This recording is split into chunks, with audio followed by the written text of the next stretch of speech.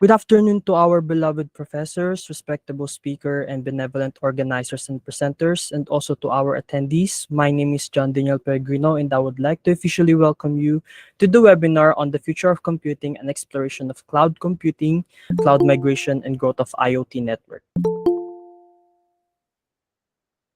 For our webinar today, listed here is our program outline for today's webinar. So for our welcome remarks to be led by Professor Maria Carmela F. Francisco, introduction to the guest speaker by yours truly, a speaker talk by Mr. Diego Domenico B. Sanchez, and after all the topics, we will be having our open forum, and next will be the awarding of the certificates, and lastly, our closing remarks to be led by Professor Francis A. Alfaro, our faculty in charge. May I request the attention of everyone as we have our opening prayer to be followed by the singing of the national anthem to be led by Lian Elizabeth Mijares. Let us close our eyes and feel the presence of our Lord today. Heavenly Father, we thank you first and foremost for making this webinar possible. We ask you to be with us today as we introduce and discuss about the topics which we are going to explore and go through today. We commit everything to you as we go through our webinar from start to finish and continue to guide us and keep us away from any form of distractions and any form of technical issues as we go through this webinar. We thank you for this day and we thank you for the outpouring blessings that you are always giving to us. We also pray that we pick up numerous lessons as we go through our webinar and gain experiences that we can also share to others. We ask this in Jesus' mighty name we pray. Amen.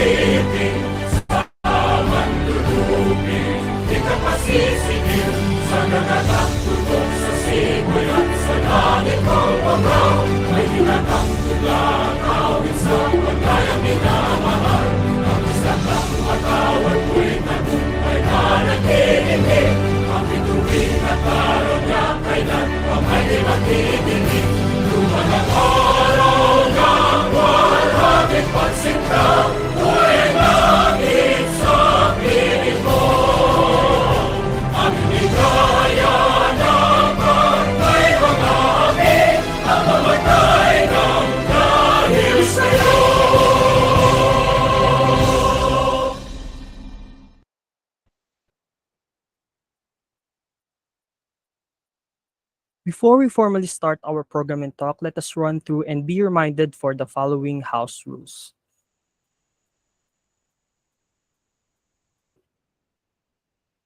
So first, this webinar is recorded for documentation purposes. Next is to turn off your microphone and camera during the webinar. Next is feel free to use the comment section, and all questions and all queries should be sent using the Q&A form. So keep your questions minimal and on the topic. Next, certificates will be given to those who attended the entire webinar and completed the evaluation form. And last is to fill out the post-evaluation form using a valid and active email address. The link will be provided at the end of our session. So before we introduce our speaker for today, may we begin first with our welcoming remarks to be led by our professor, Professor Maria Carmela F. Francisco, Head of Computer Studies Department. So unfortunately, Professor Carmela Francisco will not be here with us today, so let us now move on to the introduction to the speaker. For our speaker today, it is Mr. Diego Domenico B. Sanchez, Cloud Developer at TELUS International Philippines.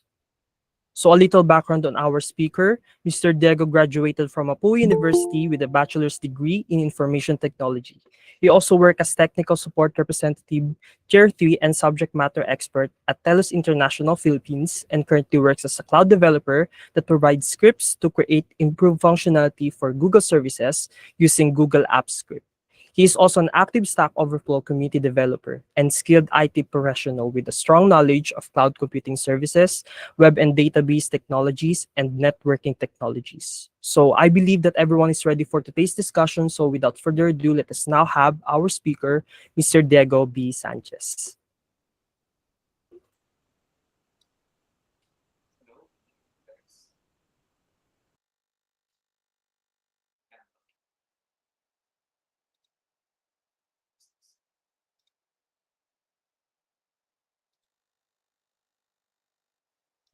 Hello, hello. Can everybody hear me? Yes po. All right, thank you. All right, good afternoon, esteemed guests, students, faculty, and also support staff of TUP, and also some of my friends who attended this seminar. So, without further ado, let me go ahead and share my screen so that we can start with the presentation. Okay.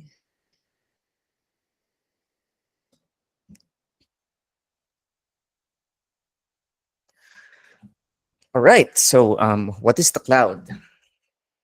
So, our first topic will be cloud computing here.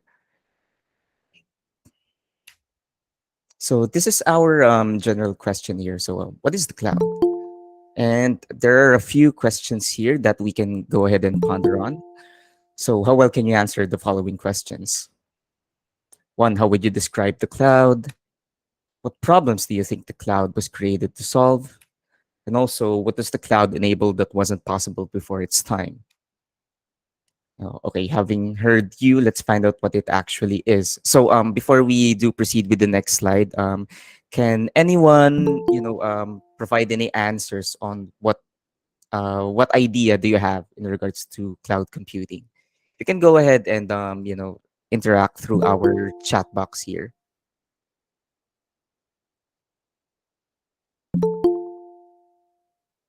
No, I gusto ko lang malaman if ever, ano yung idea nyo when it comes to cloud computing?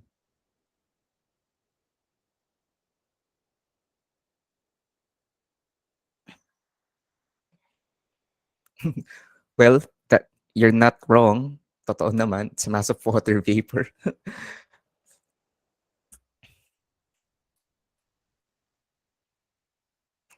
Well, in regards to that, I'll be playing a video. This actually depicts a general topic in regards to cloud computing. So I can actually, let's see here. There. You can go ahead with the next slide.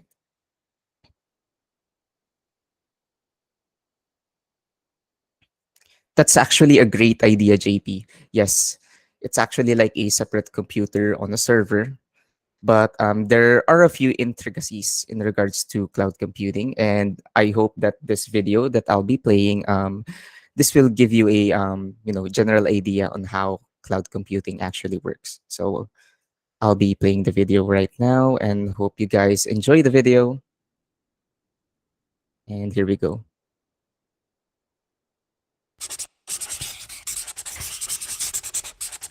Changes to computer thinking.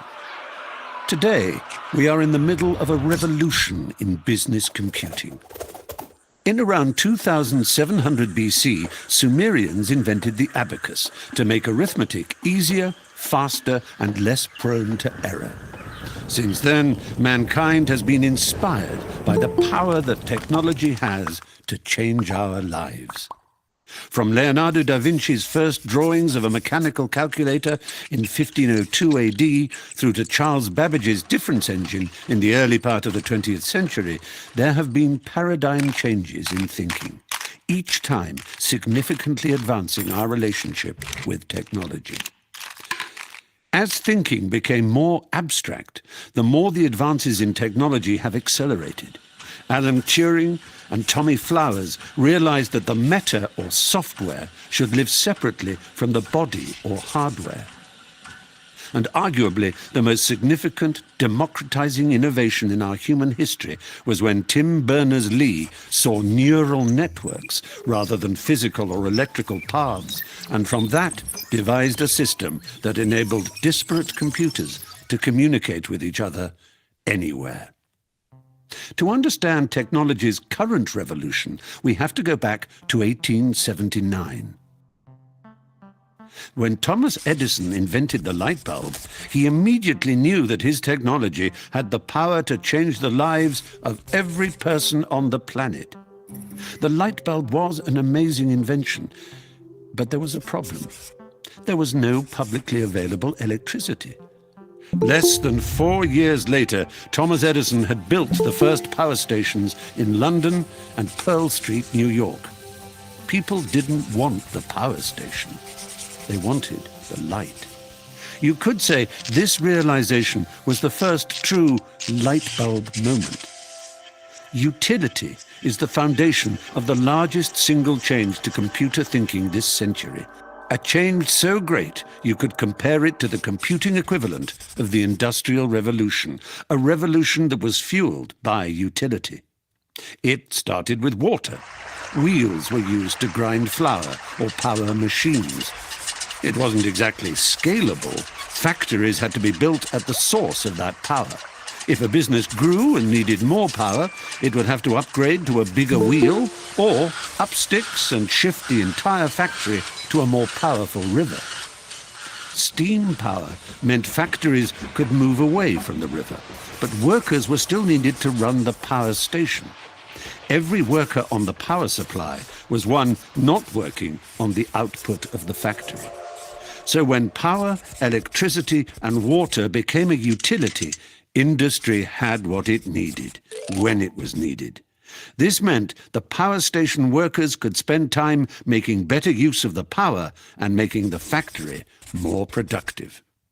Now, as with water, electricity, and gas, computing is also a utility.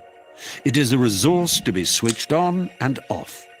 Users consume and pay for as much as is needed when it is needed. This is the essence of cloud computing.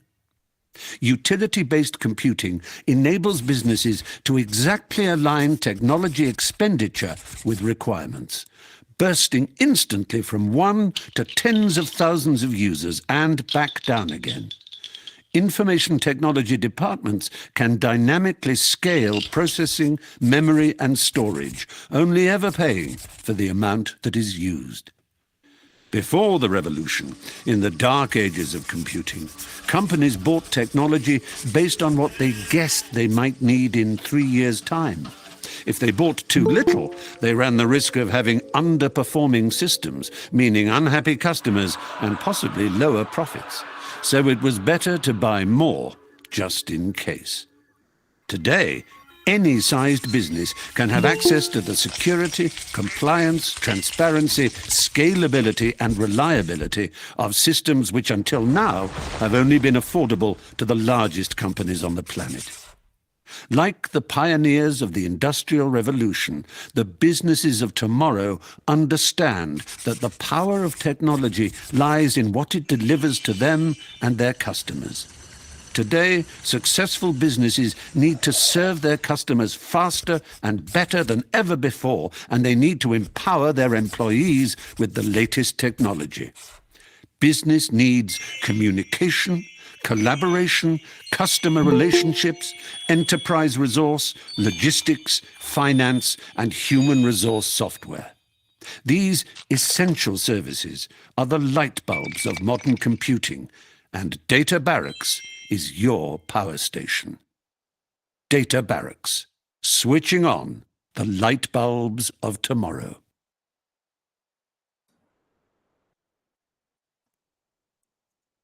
Alright, so ayun na nga, no? Data Barracks. Di tayo sponsored ni Data Barracks. Napulot ko lang talaga to sa YouTube. Eh. Pero yun nga, I really like this video because it actually depicts a concept in regards to how cloud computing became a utility in today's modern businesses. So if we go to the next portion of the slides. So, what is the cloud? Now, have your answers changed? Ano ba yung mga usual na na idea na na-pick up natin from the video?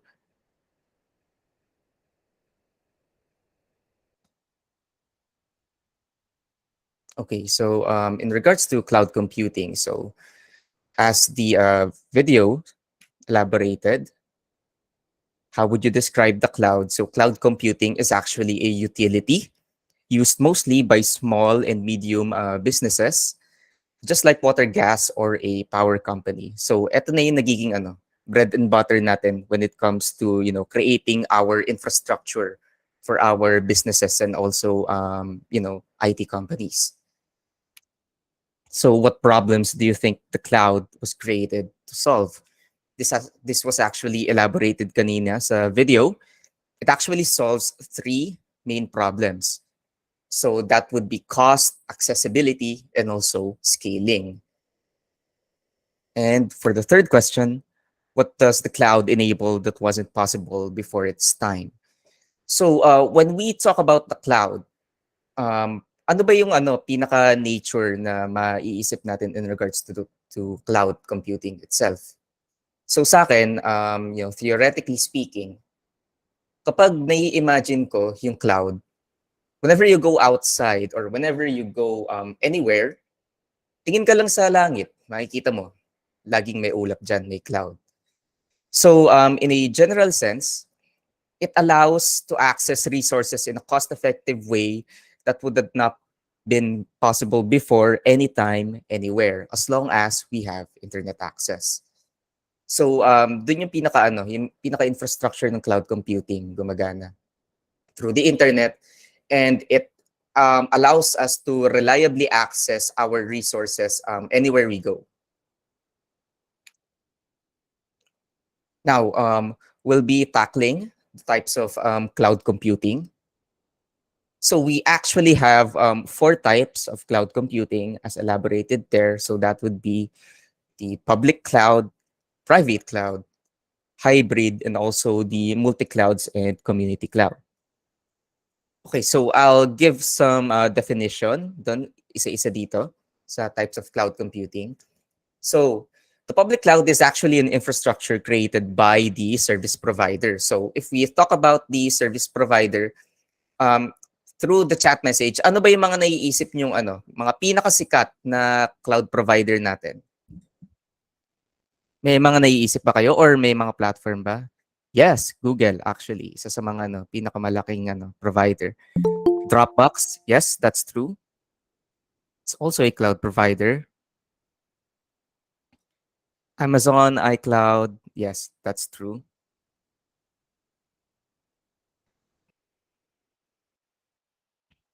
Yon, IBM. Hindi na natin makakalimutan si IBM. Yan isa sa mga pinaka-OG na na IT company. Okay, so to elaborate further on how the nature of cloud computing works, typically or specifically to public cloud, typically runs off-premise. If we say the term off-premise, this actually means that you don't need your own system or you don't need to create your own infrastructure sa loob ng company mo or within your business to set up your cloud services. So etong mga public cloud services na to is typically sa internet lang, tas magsasubscribe lang talaga tayo sa kanila so that we'll have access to the services that they provide. Okay, so there are actually some examples or yung pinaka main public cloud provider examples na mabibigay ko is yun nga, na-mention yun na yung iba dito, which is si Amazon. Ang pinaka-service nila is yung Amazon Web Services, which is AWS. We also have Google Cloud that runs on Google Cloud Platform, Microsoft Azure, and also the IBM Cloud. Yun yung mga apat na main competitors in terms of sa public cloud services. All right. So going to the private cloud definition. So the private cloud is a typical infrastructure that requires on-premise bare metal solutions created by behind an entity's firewall. So in layman's term, this typically means that in an enterprise or in a business, you typically need to develop your own servers to host your own cloud. Bakit? pa kailangan nun. Kasi there are times that some of these companies or enterprise save a lot of sensitive data. So yun yung isa sa mga pros ng setting up ng private cloud. This means that we can ensure the integrity and also the security of its data, since most of the cloud services that they have developed is running on-premise or bare metal solution. Kumbaga, sila na mismo bumili ng lahat ng mga servers, mga end user PCs nila para dun na mag-function yung mismong cloud nila. Pero sa mga modern service providers right now, such as VMware, also Google Cloud, using the Google Cloud Virtual Private Network Service, HP data centers, and also Ubuntu, these are service providers that can also provide private cloud services. So how does this work? So ang nangyayari dito is nagiging off-premise sila, pero dedicated lang sa'yo yung number of infrastructure that they have. Okay, so going to the hybrid cloud definition. Ito medyo complex tong hybrid cloud. So, the hybrid cloud is actually a single dedicated environment connected through various types of networks, which means it can use LAN, WAN, and also endpoint connection API calls or VPN connections through the internet to intercommunicate with various cloud services. So the characteristics of hybrid cloud is quite complex and can vary depending on the task requirements. So medyo flexible kasi yung setup ni hybrid cloud. This means that you can actually set up your own bare metal solution within your own enterprise. And also, you can actually subscribe or get a few public cloud services that intercommunicate with each other. Now, sorry, excuse me. Now, the pros of this setup can minimize security risk. For example, you can contain sensitive data within on-premise data servers, while some of the services that you'll be using can be hosted through the public or private cloud service na pinagsubscribean natin. And also, services can be moved from one setup to another using an integrated management software or orchestration platform. Medyo, big terms tong naririnig nyo, orchestration and also integrated management. Pero in layman's term, how I would describe orchestration is that this just means that, kumbaga orchestrated yung processing while the service is running kapag magta-transfer sila from one cloud service to another. This means that you can actually move a service through different platforms without worrying about downtimes. So kaya siya tinawag na orchestration kasi parang part by part process siya na minumove niya yung service while ensuring that some of the services that we are currently using is still working. Okay, now for multi-clouds, this is a cloud computing setup approach made up of more than one cloud service, either from the same or different vendor. This setup exists solely for divisioning tasks per cloud service. So if I would describe multi-cloud, this is actually the same as hybrid cloud since it uses multiple cloud services. But just to elaborate further on this, every hybrid cloud setup is a multi-cloud setup, but not all multi-cloud setups is a hybrid cloud. Why? Because you can actually use the multi-cloud service when you are using various public cloud services instead kahit wala ka ng bare metal solution for your enterprise. Nagkakaroon lang siya, nagiging hybrid cloud lang siya once you have set up your own bare metal solution infrastructure within your company, and also once you have processed your own orchestration platform. Dun lang siya nagiging hybrid cloud. Right. So we can proceed with the next step. So blank as a service. So we have actually three types of cloud computing services. Ito yung i-discuss natin further on for the next slides. Meron ba kayong any idea, or rather may alam na ba kayong types of cloud services? No, just fill in the blank if ever may alam kayo.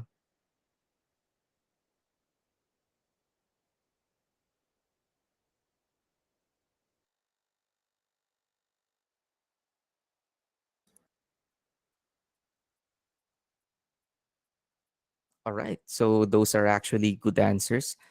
Tama, software as a service. Yes, we do have platform as a service. Though may kulang tayong isa, but that's okay. Ayun, nadali. Infrastructure as a service. So yun ano, three types of cloud computing services. So we have software as a service, SaaS, infrastructure as a service, IaaS, and also platform as a service, which is, PaaS. Ang um, abbreviation ba yung tamang term doon? Basta yun. Right. So the big picture, key terms, picture rather. So these are some of the terms that we'll be discussing, so that we'll be fully aware of some of the jargon terms that I'll be using further on. So we have the virtual machine. So when it comes to virtual machines, you're taking a physical machine and sharing out its resources. So for example, ito, meron akong setup dito ng PC ko sa bahay. Ngayon, gusto ko magamit ng tropa ko yung PC ko habang nasa bahay lang siya. Kunwari, di ba? Ganun, gusto ko ipahiram sa kanya. Baka gusto niyang mag-Dota, mag-Valorant, ganun, ganyan. Kasi naka-install naman na sa PC ko.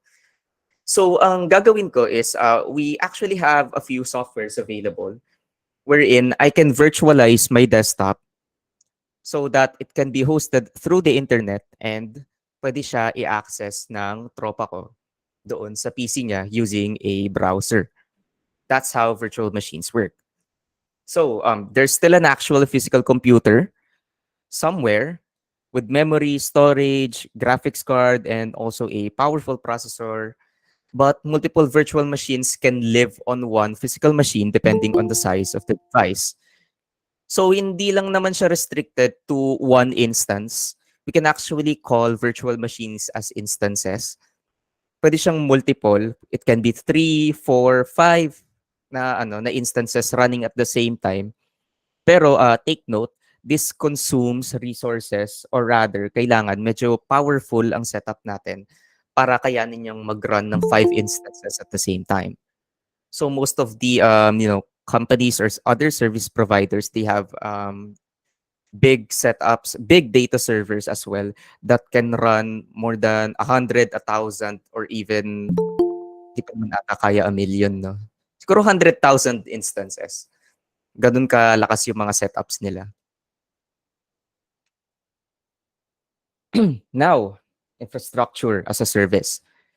So this is when, as a cloud provider, you rent out cloud storage space, networking, load balancing ability, virtual machines, etc. So this allows someone who's renting those services to have full control and optimize the infrastructure as they want. So the key with infrastructure as a service is full control. So in regards to this setup, hindi lang tayo limited dun sa pinaka capacity ng physical machine ko when it comes to renting out virtual machine services. So in regards to full control, si service provider or tayo as consumers, we can actually buy storage space, we can actually buy performance depending on our business requirement. So some of the IaaS providers natin, they provide full control to the services that we have. So this is actually a building block for customers to build what they want, however they want. So if ever you're a graphic designing business and you need a lot of graphics processing for some of the tasks na ginagawa mo, which is digital multimedia, it can be 3D rendering, hindi mo na kailangan bumili ng powerful graphics card kasi magkano ba ata presyo ng mga powerful graphics card ngayon, yung latest na RTX 4000 series. Diyos ko, gagastos ka din ng around 70K for the graphics card only. So, sobrang costly niya. Ang pros kasi ng setup dito is you can just buy the performance that you need. You can use it, and also kapag hindi mo naman na siya kailangan, then just simply cancel your subscription for it. So, nakatipid ka pa instead of, buying 70,000 for a powerful graphics card.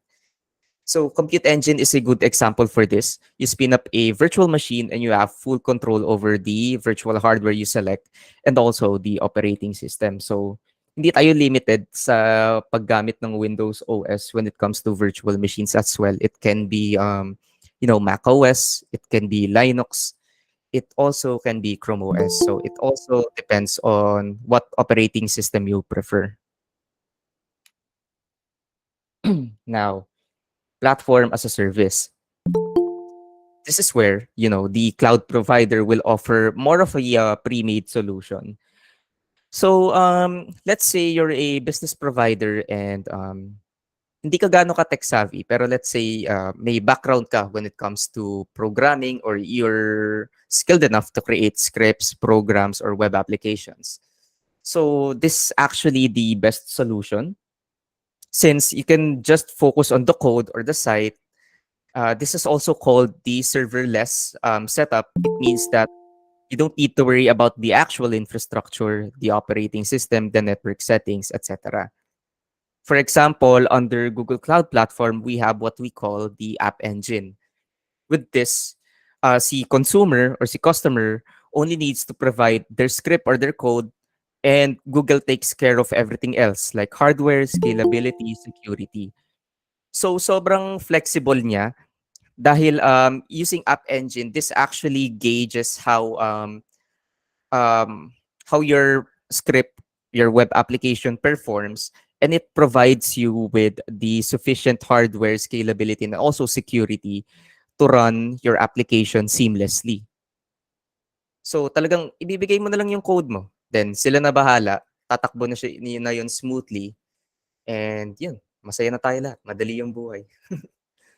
So basically, when using a platform as a service product, the customer has less control but it's easier to use.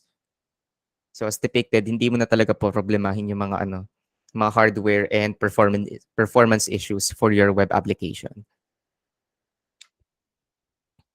Now, software as a service. I think some of you have provided a few samples of SaaS kanina nung nagtanong ako. So this is where you have a piece of software that cannot run properly on a local computer. Or you would need a very large amount of servers or good specs for your PCs to be able to run it. So here, the entire software hosting is provided by the cloud provider. Technically, I think some of us are fully aware of what SaaS is. And if not aware, madalas ginagamit natin to on an everyday basis. So there are a few examples I can provide for SaaS. So what we have is Google Workspace. We have Office 365 as well for Microsoft. And also other examples are Zendesk, Slack. We also have Salesforce, Dropbox, yun na mentioned before. And also ang ating, favorite web-based graphic design tool na madalas ginagamit natin, yung Canva. It's also a software as a service platform. All right. So eto. This explains how most of these services work. So meron tayong tinatawag na pizza as a service. Let's say this is a business like Pizza Hut or Shakey's, ganon. So let's look at the pizza as a service analogy dito. In blue, yung mga naka-blue dyan na na squares or rectangles, rather boxes, ayan yung minamanage ni client. In green, yung mga naka-green naman, ito yung minamanage ni cloud service provider. So of course, whenever you create a pizza completely from scratch, would you, yung traditional na on-premise hosting, the client takes care of everything and it's a lot of hard work. So eto sa first part or sa first square dito, yung traditional on-premise, this depicts that yung client ang nag-aasikaso lahat. They have to set up the dining table, the soda, the gas stove, oven, fire, etc., etc. So ito yung typical na on-premise na na setup natin. Si client ang bahala sa lahat. Now, kapag dito sa infrastructure as a service, you can think of the take and bake or go get a frozen pizza analogy for infrastructure as a service. All you need to worry about is the stuff you need to warm and serve your pizza. So, in blue, makikita natin na si client, sila na mag-handle ng dining table, ng soda, electric gas, oven, fire. The rest of the recipes for the pizza is handled by the cloud service provider. Which means in our world, infrastructure as a service means having the cloud service provider take care of the hardware running your instances, making sure storage, network, and everything else is at peak performance. So, lahat ng mga services or na binebenta mo is si cloud service provider na bahala doon, ikaw, ihahain mo na lang. Now, with platform as a service, as a client, you don't even have to manage the underlying hardware. So, in the pizza world, all you need to do is set up the table because your pizza will be delivered to you, ready to eat na, hindi mo na kailangang iniitin pa, ganun, ganyan. Ito yung talagang isa-serve mo na lang. Tapos sila na bahala mag-consume. So that's how, platform as a service works. And finally, on the far right, we have software as a service. You're dining out, enjoying a thin crust or deep dish pizza. Simply lahat, tinrabaho na ni cloud service provider. Ang gagawin mo na lang is kakainin mo na lang, kumbaga. And yan, is a small, medium enterprise business, you're free to concentrate on simply the content of some of the services that you're provided. It can be either a website or marketing initiatives. And you don't have to worry about patches, security, maintenance, or upgrades. You're literally just using the software. Gagamitin mo na lang. And hindi mo na kailangan mag-worry pa dun sa mga hardware or any performance issues that we have. All right. So we can proceed with the next slide. So there, we're actually done. That's some of the basics with cloud computing. Now we can go ahead and start discussing with cloud migration. And also for the questions, I think we can address this later on sa slide na lang after ng presentation. All right. We have what we call cloud migration as well. Move to the cloud with confidence. So just a general term for cloud migration, it's a process of moving a company's digital assets, services, databases, IT resources, and also applications either partially or wholly into the cloud. Cloud migration is also about moving from one cloud to another. So it's not just about getting there, it's also about what you do when you get there. So what does this mean? So we'll be tackling this further on. Itong magiging agenda natin. So we'll be discussing the insights and challenges and also assessment, how we can assess ano yung magiging cloud migration strategy natin. And also we have methodologies, strategies, the business needs, and the next step once we're there. All right. So many enterprises still have various concerns that prevent them from going forward with a migration plan. So security. Ito yung isa sa mga primary na issues when we're dealing with migrating to the cloud, because I kind of understand most of the clients na handle ko na they always have security issues when they would want to transition their infrastructure or platform sa mga cloud services, is because one, security. In terms of security kasi, lahat ng data natin dadaan through the internet. And we actually see the internet as a public highway. So in layman's term, kung ide-depict ko, parang ano lang yan, nag-withdraw ka ng 100,000 sa ATM pero wala kang pang-grab pag-uwi, gano'n. Lalakarin mo lang siya sa kalsada. 'Di ba nakakatakot 'yun? Parang maya't-maya titingin ka kaliwa't kanan, akala mo meron ng sumusunod sa'yo, gano'n, ganyan. Gano'n rin kasi yung risk when we're dealing with the internet. Sobrang ano, public highway siya, sobrang dali i-intercept ng data natin when it comes to, traversing through the internet. General security, data loss and leakage, security risk, also legal and compliance issues. Ito yung mga other concerns na mostly nare-raise up when we're trying to migrate to the cloud. When combined, we do have a survey. This was under anong organization ba tong survey na to? Ayun, we had this survey with some of the Google users that 57% of members that we have surveyed stated that they had concern with general security risk, including data security and loss and leakage of information. So yun yung mga risk na may itatakal natin. Many organizations stressed legal and regulatory concerns with storing data and other applications in the cloud. With the cloud being a new frontier, for many, legal and regulatory departments are looking for ways to keep the organization in step with compliance requirements. So meron din kasi tayong tinatawag na data privacy policies and also HIPAA compliance. These are type of privacy policies na na reinstate through the internet on how we can actually handle some of the private data ng users natin. Pero for data privacy policies, medyo malaman na discussion to, and I think we can skip that part. But you can actually Google some of the terms na in-state ko in regards to that data privacy. Now, two, many organizations feel that the migration process is too complex and they have too much to understand from the cloud journey perspective. Siyempre, hindi natin may iwasan yung risk of transition. Not just because dun sa available tools that we're using, and also for the technical expertise na kailangan nating hanapin when we're going to migrate through the cloud. Bakit? This combines skills that we need.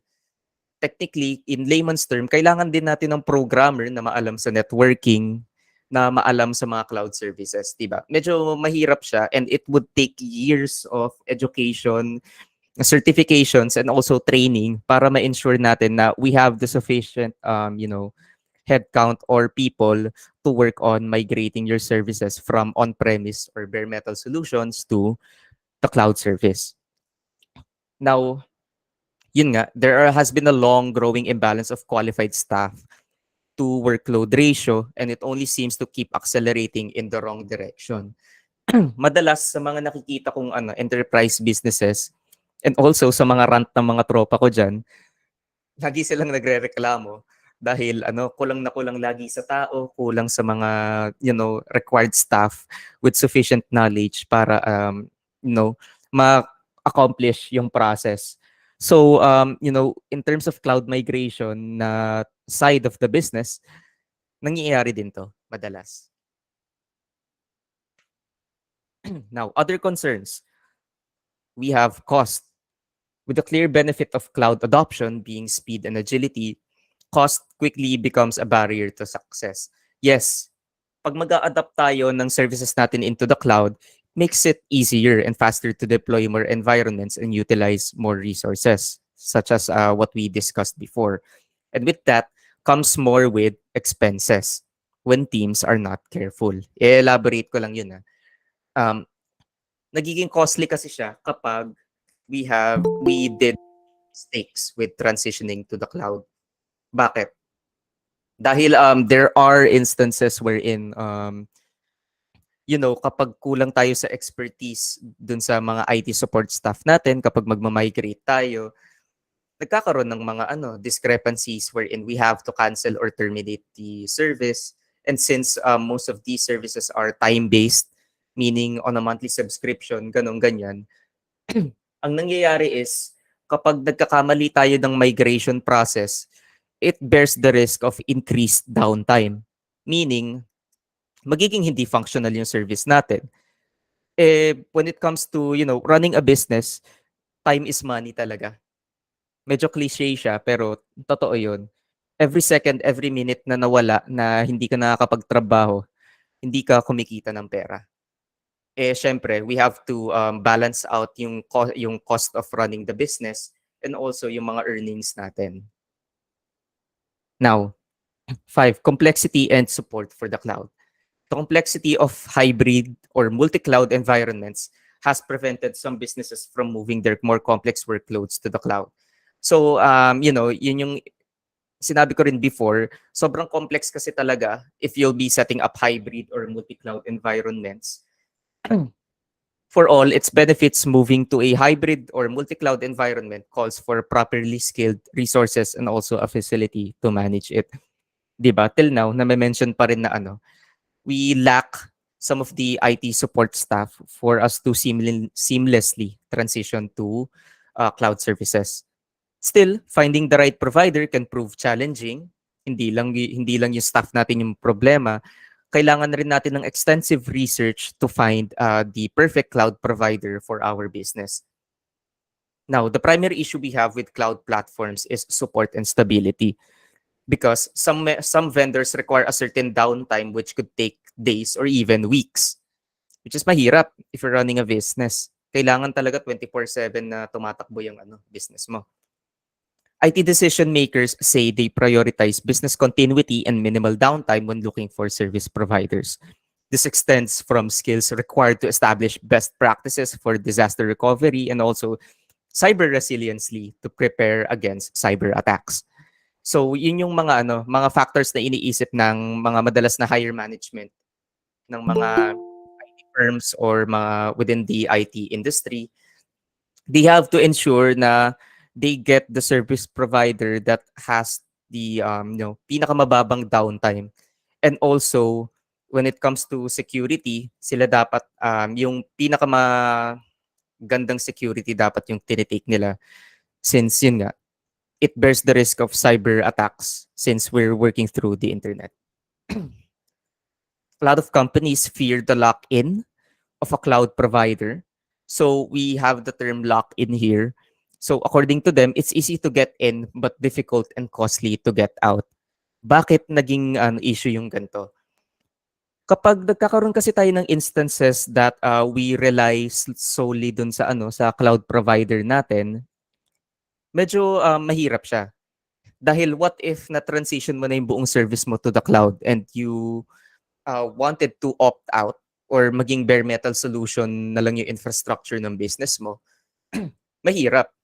Kasi once na na-place na natin yung resources natin through the cloud, it bears the risk na baka pag nilabas natin, ang hirap nito. Dahil we have a few processes of, creating your software or your platform locally, since we have to, develop the orchestration platform na minention ko before para ma-transfer yung service from the cloud to your bare metal solution infrastructure. So this applies both for services they use and for the day-to-day store.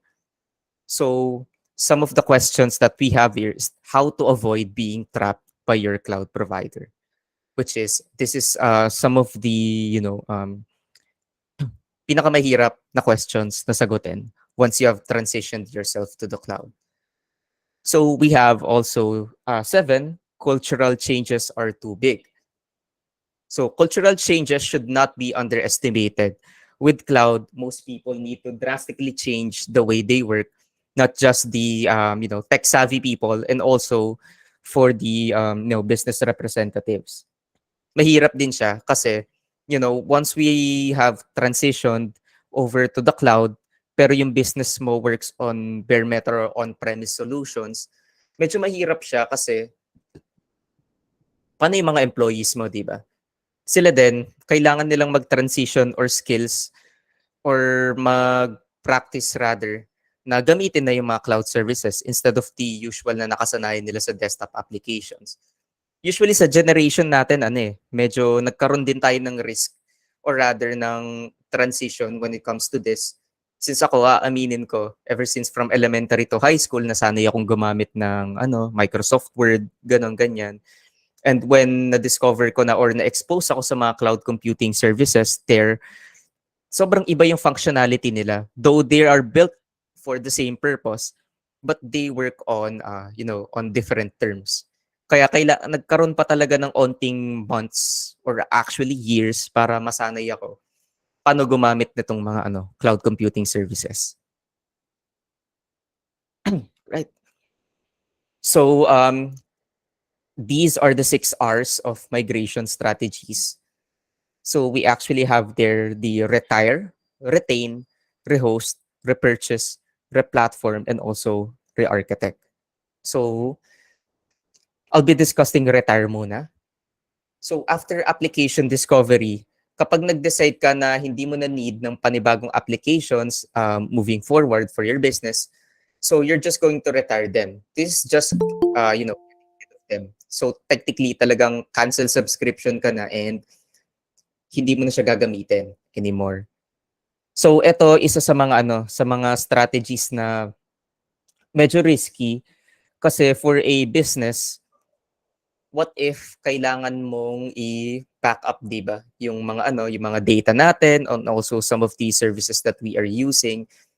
Pero it's actually not bad since you can actually retire your current setup and then subscribe to a new setup rather running on the cloud. So parang ang nangyari, back to square one ka. So lagi kang fresh start.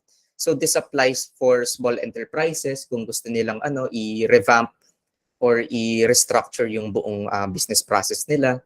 So some of the strategies that they do, yan, nire-retire na lang talaga nila. So retain. You can decide to keep applications exactly as is before re-evaluation sometimes in the future.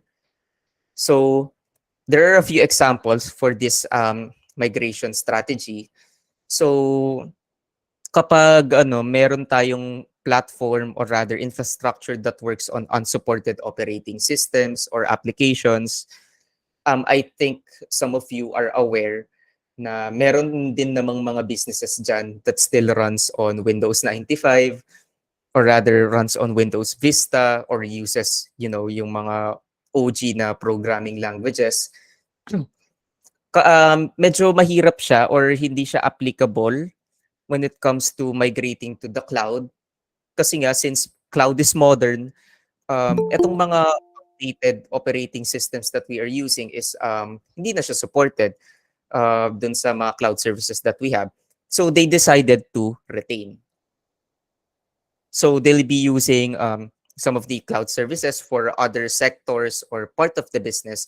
But when it comes to some of the old operating or unsupported OS and applications that they use, i-retain pa rin nila yon and they'll be developing their own business strategy on how to implement the data that they collect from these unsupported platforms back to modern cloud computing.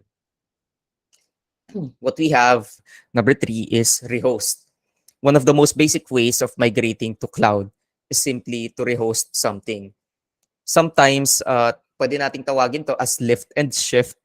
This means that you take your applications or systems and move them exactly as into the cloud environment that you'll be using. So this approach is great for organizations that need to migrate quickly. For example, some of their data center assets, leases na malapit nang mag-expire. For the majority of applications, etong type of strategy is also the first step because it's easier to optimize or re-architect them once they're already running on the cloud service provider that they have. So rehost. Technically, ang nangyayari lang dyan is partially some of the services that they have, i-move na nila sa cloud environment. So this is actually a slow and seamless transition since we still have evaluations going on in between whenever we try to rehost our service into cloud. But ito na kasi yung pinaka-optimal way for us to approach this since, nagkakaroon tayo ng onting headroom to further analyze kung sobrang efficient ba yung magiging transition natin. So, There are a few examples here. Technically, if you're going to move your MySQL database to, let's say, to Google Compute or Google Big Data, also kung i-move mo siya sa Amazon Elastic Compute Cloud instance on AWS.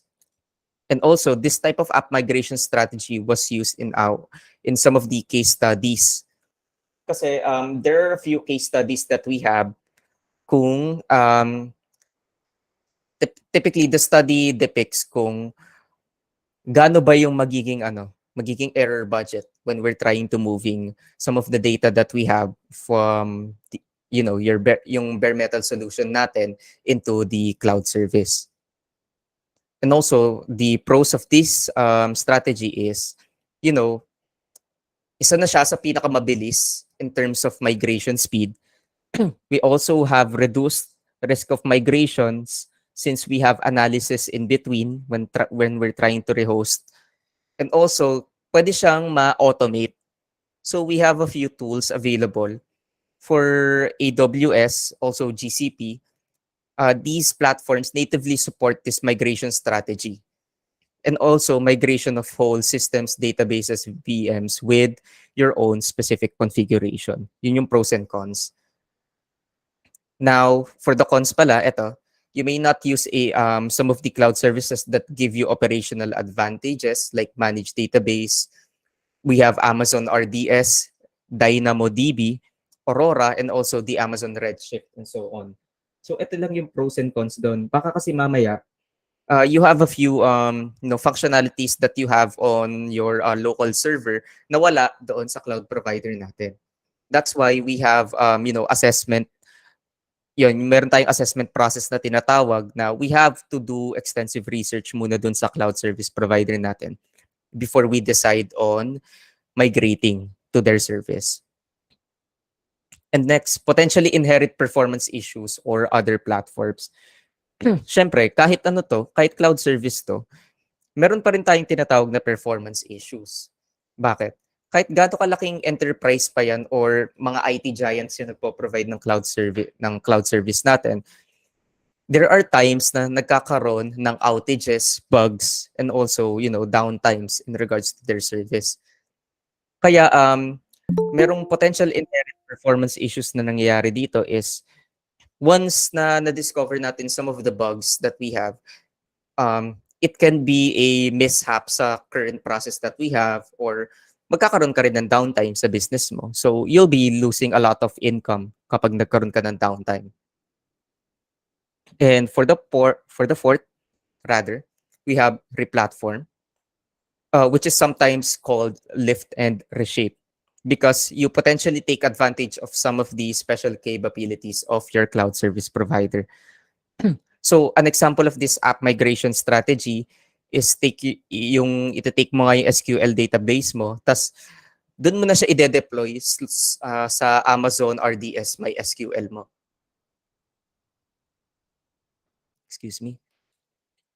So yun, nagkakaroon siya ng advantage in regards to this kasi ang mangyayari dito is i-retire mo na si local MySQL database mo. And once you have transitioned your data over to Amazon RDS MySQL, magkakaroon ka na ng yung term na replatforming, which means doon na siya solely magra-run within the Amazon RDS. And also, migrating your application to a fully managed platform, such as, some of the examples here are Google Cloud Platform as well.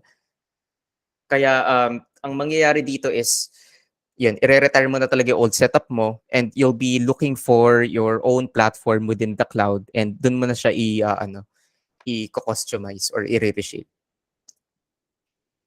So the pros of this is you have the option to use services that are close to existing infrastructure without requiring code change. So once you have evaluated further kung ano yung perfect na cloud service provider na meron ka, hindi ka na problema sa transition masyado. Since, sobrang supported naman siya nung current setup mo, madali na lang yung pagiging replatforming niya. Wala ka ng OS dependencies, hypervisor, or underlying physical hardware platform. That's one of the pros of this. So yun nga, for IaaS, as elaborated before, medyo ano siya, medyo pre-made solution na siya. Hindi mo na kailangan mag-depend sa current OS na meron ka as long as we have App Engine. So that's one of the examples that we have.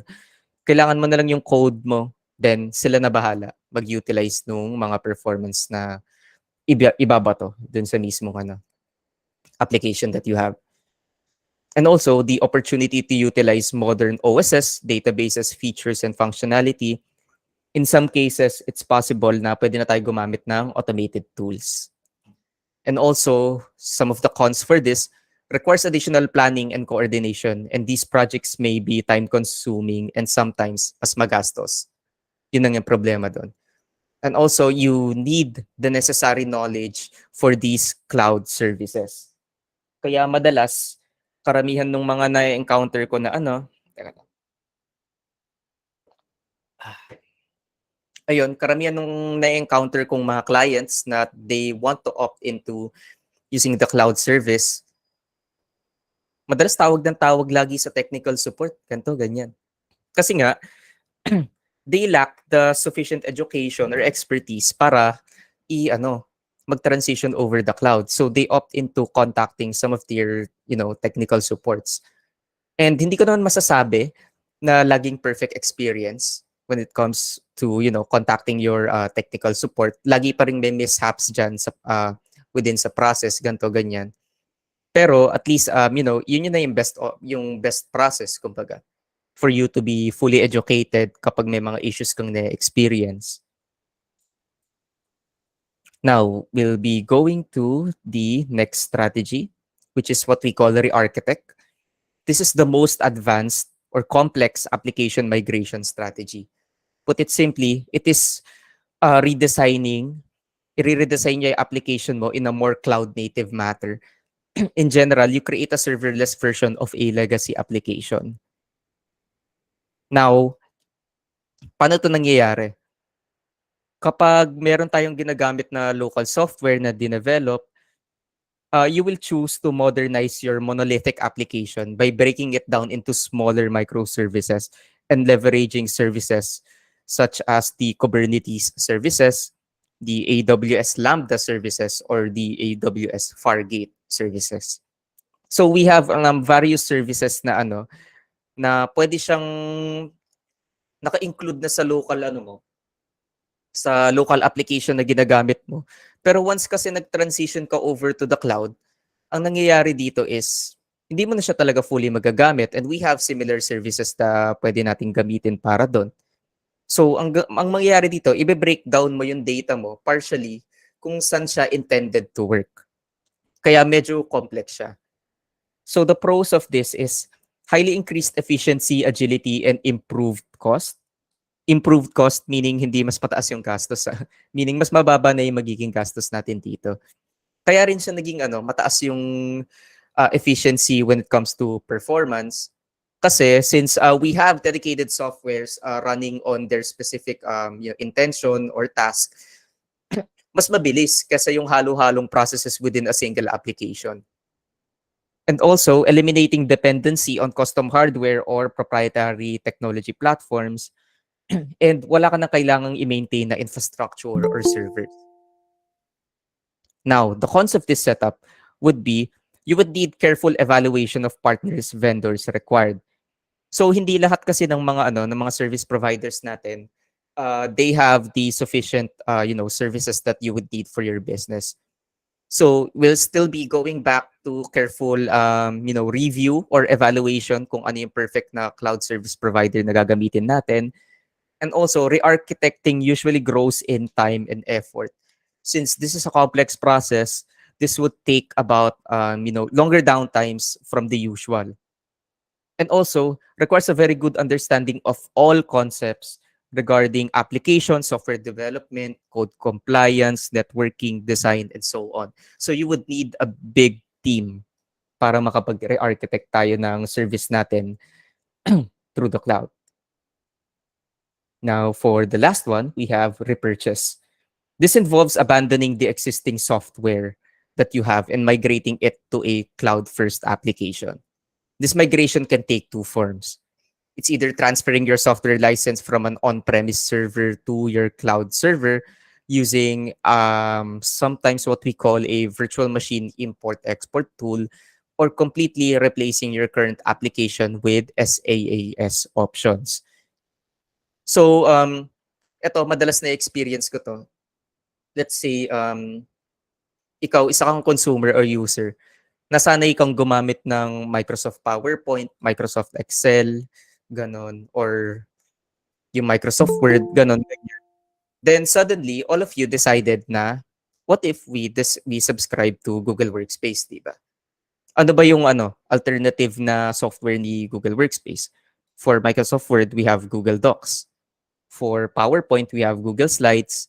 And also for Google Sheets, or rather for Microsoft Excel, we have Google Sheets, di ba? So, ganito yung magiging process ng repurchase. Papalitan mo na si Microsoft. Ayoko na sa'yo, kumbaga ganun. Masyado kong complex. Yada yada. Joke lang. Ganun. Okay rin si Microsoft naman. Yon. Bale, i-abandon na natin yung services ni Microsoft and we'll be transitioning to to Google services instead. Bakit? Kasi it depends sa mga business need mo. Dahil when we're trying to repurchase a service, so we'll be swapping a self-run system for an online-based system. Ganun yung some of the intentions na ginagawa. Kaya nagde-decide tayo mag-repurchase. So the pros of this is reduce effort, increases speed of migration. Why? Because some of these services have their own built-in migration tools that they use. Usually, parang within 24 to 48 hours, kaya na niyong i-migrate lahat ng data mo from your local setup onto your cloud service. And it also replaces legacy systems with modern applications and software as a service. So, hindi mo na kailangang bumili ng panibagong versions of the service itself. Diba? Like, we have some of the service that we use, let's say, Microsoft Visual Basic, kumbaga, meron niyang mga 2007 versions, 2009, yada yada, ganito. Ang mahirap kasi doon is once they have updated to a new version, we have to purchase once again. Now, if we'll be transitioning to some of the cloud services, wala ka ng additional na babayaran. Kasi, naman sila, religiously naman silang nag-update, they release new versions without any additional cost to the current service that you are using. But syempre, we do have cons for this as well, which is difficulty with an understanding of some of the dependencies on your current system. So this needs extensive evaluation as well. And your team needs to learn how to administer a new cloud system. So doon talaga nagkakaroon tayo ng mga discrepancies is yung cluelessness natin rather if this will be efficient for your business, and also we have to train new staff to be used, or rather para maging experts sila when using some of the cloud services that we have. Now, we have some of the delivering key needs for cloud planning. So, ito yung mga key planning terms that we need to use. Is it scalable? Does it fit the business? So, cloud fit and suitability. So, does it have a shaped consumption plan? Meaning na itong shaped consumption plan is, does it have other enterprise subscriptions na kaya niyang i-run depending on the size of your business? And we have defensible and competitive financials, consumable roadmap, and teams of experts from start to finish. So, hindi ko naman minamaliit some of the cloud service providers that we have because, in terms of technical support, they actually have, good team of support staff that can mostly resolve some of the problems that we have kapag nagma-migrate tayo papunta sa cloud. So that's good. And those are the some of the things that we have to consider as well kapag magma-migrate na tayo. So understanding the problems and inherent complexities of cloud migration and making fail-proof strategies for migration. So ito yung pinakamahalaga para sa akin actually. You have to train your team. on operations and save cost. Bakit? Kasi kapag nagkamali ka sa migration, gastos agad yan. So you have to invest more on training your staff and also having the sufficient knowledge when it comes to cloud migration. And three, migrate by picking a path and get started. So you can actually refer dun sa 6 hours that we mentioned earlier for what type of migration strategy that we'll be using. Then again, this needs extensive evaluation depending on the nature of your business. And two, plan. What can move, what should move, and in what order. So we have to move most of the less priority tasks and services that we have when it comes to, planning your migration strategy para ma-prevent natin yung downtime. And assessment and evaluate your IT landscape and workloads. So yun nga. You have to evaluate your IT infrastructure as well to further understand how you can transition seamlessly into the cloud. So these are the technical role-based learning to upskill for a cloud-first world. So some of you, since we have young professionals here and also students, if you plan to, talagang i-pursue yung career natin sa IT, so when it comes to cloud infrastructure, these are for IT professionals who are responsible for implementing, deploying, migrating, and maintaining applications in the cloud. So kung gusto mo ng cloud infrastructure type of work, you can be a network architect, a network engineer, and also a security specialist. Meron din naman tayong mga cybersecurity na mga trainings here and there. Yun yung mga roles na na titignan nyo kapag gusto nyong mapunta sa cloud infrastructure. Now, application development. So these are for programmers and also software engineers who want to develop their own software programs into the cloud. So you can be yung basic na developer as long as you're fully aware of some of the famous na web apps na languages na ginagamit for web applications, ganon. And we also have the DevOps engineer. Sa DevOps engineer, medyo siya, it's a mix of task na programmer ka din, and also you have to have the sufficient expertise when it comes to managing your own platform, because ikaw yung magiging bridge or yung middleman to set up the application onto the platform that you are using. Now, for data and machine learning, for data professionals who are responsible for designing, building, and analyzing, and also optimizing big data solutions, we have what we call the data analyst, data engineers, and also data scientists. May mga instances akong nakikita na hindi mo naman kailangan maging IT professional to be a data analyst or a data engineer. Karamihan din sa amin when may makita akong nag-start off sa business administration type of course, ganon. Pero when they're handling with data, ang galing, ganon. So hindi lang talaga limited sa ating mga IT professionals na na maging data engineer. There are some career paths as well na they also handle data. So they can actually be part of some of the teams that you have if you would want to handle big data. And how do I transfer how teams work? We have collaboration and productivity. So these are for mostly IT administrators. For application administrators who are responsible for deploying, administering, and extending the cloud service applications. So ang pinaka-best example na masasabi ko dito is Google Workspace. Bakit? Ang dami kasing collaborative tools ni Google Workspace. Hindi ako sponsored pero yun nga. Nagamit ko na kasi siya dati rin, or technically till now.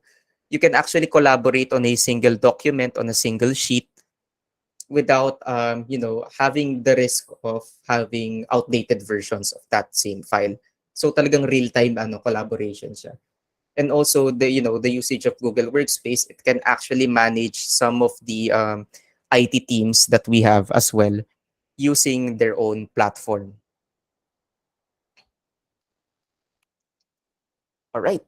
So that's the end for the discussion on cloud migration.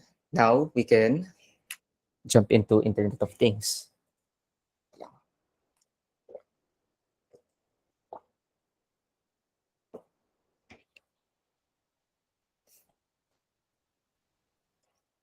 Okay lang naman kayo dyan. Hindi naman ako masyado mabilis magsalita or what?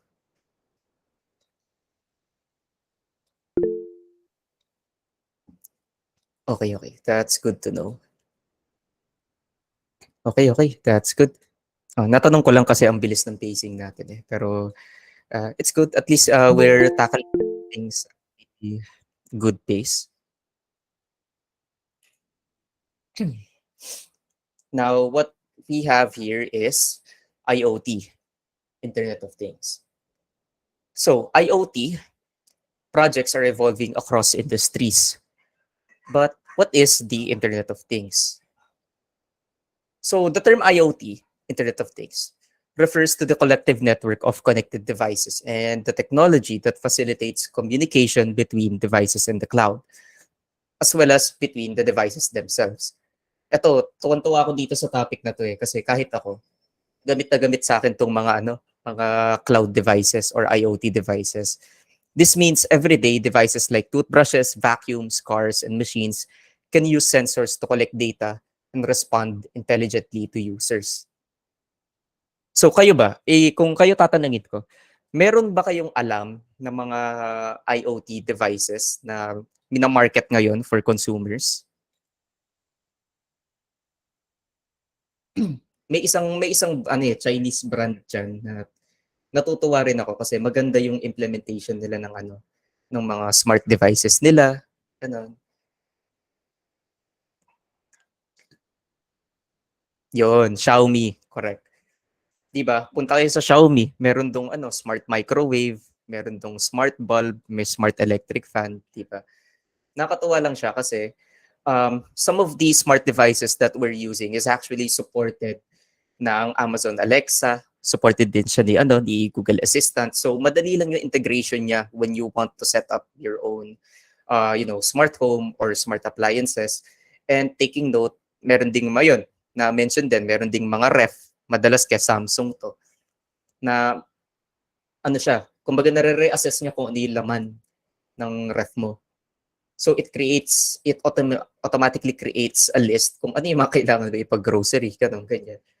So some would say, yung mga nasanay sa mga old-fashioned na lifestyle, ganun na trabahong pantamad. Pero kasi I see it as innovation.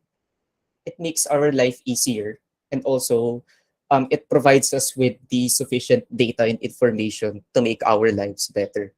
Yun yung nakikita kong magandang cons when it comes to IoT. So, some IoT initiatives at scale are generating huge volumes of data across industries. Ngayon, ito lang yung some of the cons when we're dealing with IoT initiatives. So, if we look at a manufacturing side, we're seeing quite the impact to every aspect of the business, from connected devices on the shop floor or connected products in the field, hanggang sa paper machine, yung mga ibang nagge-generate ng, let's say, nagma-manufacture ng newspapers, bond papers, ganon. Imagine, most of these devices are running on a 24/7 rate. So they actually generate around 4 terabytes of data per machine annually, per machine, or perhaps a gas steam turbine generating also terabyte of data annually. So kapag nakikita natin, this is a substantial amount of data that we have to handle. When it comes to healthcare naman, when it's a personalized medicine or asset tracking within the hospital, continuous monitoring ng mga glucose levels ng mga patients natin, and also some of the tests that we gathered from blood test results, lipid profiles, yada yada, ganun, mga samples. Some of these processes sends around 10,000 compressed megabytes, gigabytes of data. Sometimes it reaches about 1 terabyte of data per month. Compressed pa lang to. So the extracted data will be likely, times 10, times 15. Ganun kalaki yung data na generate ng IoT initiatives. When it comes to transportation naman, we are seeing significant changes, or we are seeing applications in commercial vehicles and their suppliers. So ang best example nito is yung mga Grab, bus, ganun. For example, some of these providers, they use what we call telematics. So yung telematics, this is a process that optimizes yung mga generated maps natin para ma-further calculate ano ba yung best path, best route. So kapag tinignan din natin minsan si Google Maps, nakikita natin na si Google Maps, pinapakita na yung kung saan may congestion ng traffic, also ways, ganon, ganyan. Tas nagre-recalculate siya saan yung best path na pwedeng daanan. Hindi lang siya type of data na na once na nakuha, dini-delete agad. Lahat na to ng data is nasa-save kasi historically speaking, some of the telematics process that we have, it calculates optimization processes para kumbaga ma-further estimate na, let's say, iwa-warn ka na ng application na yun, around 6 p.m. to 7 p.m. along EDSA Guadalupe, ganto, ganyan, matraffic doon. So at least, it gives you sufficient data para maplano yung magiging route mo beforehand pa lang na maipit ka na sa traffic, diba? So, napakaraming data nito depending on the number of users as well.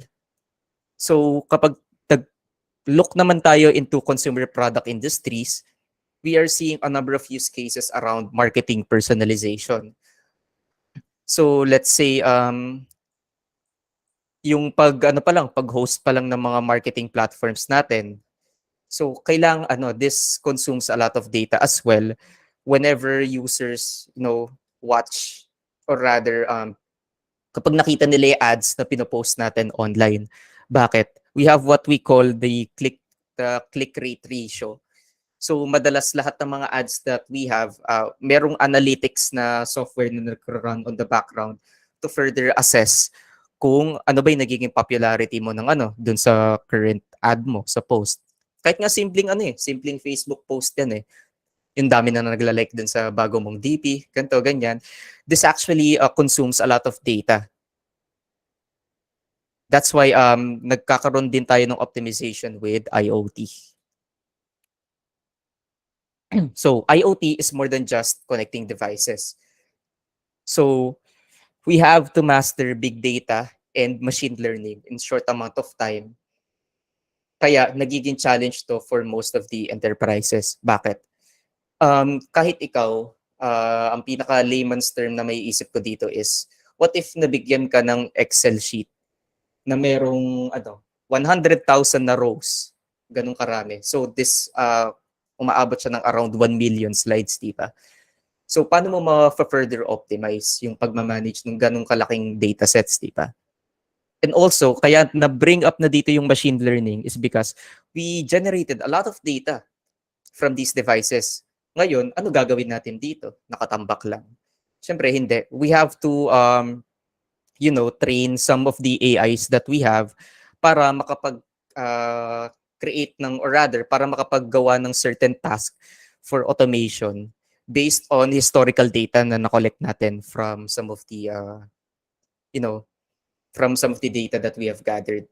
So, I'm not sure if all of you are aware, but marami na rin namang mga machine learning concepts na naka-integrate sa some software na ginagamit natin.